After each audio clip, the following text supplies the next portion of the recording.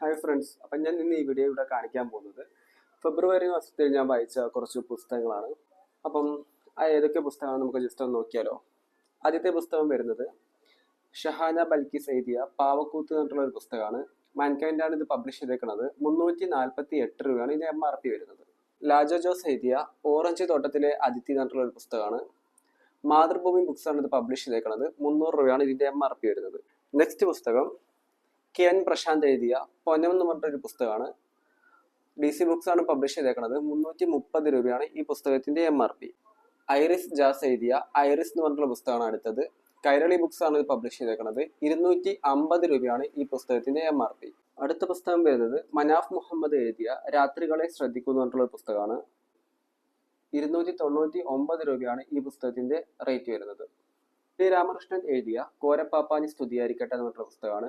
DC books ആണ് ഇത് publish ചെയ്തേക്കുന്നത്. 599 രൂപയാണ് ഈ പുസ്തകത്തിന്റെ MRP. PS വിഷ്ണു എഴുതിയ ഭൂതകാലത്തിന്റെ നിഴലുകൾ എന്ന് പറഞ്ഞൊരു പുസ്തകമാണ്.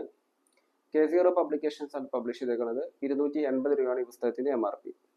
അടുത്ത പുസ്തകം വരുന്നത് നിതിൻ ബോസ് എഴുതിയ ടൂലിപ്സ് എന്ന് പറഞ്ഞൊരു പുസ്തകമാണ്.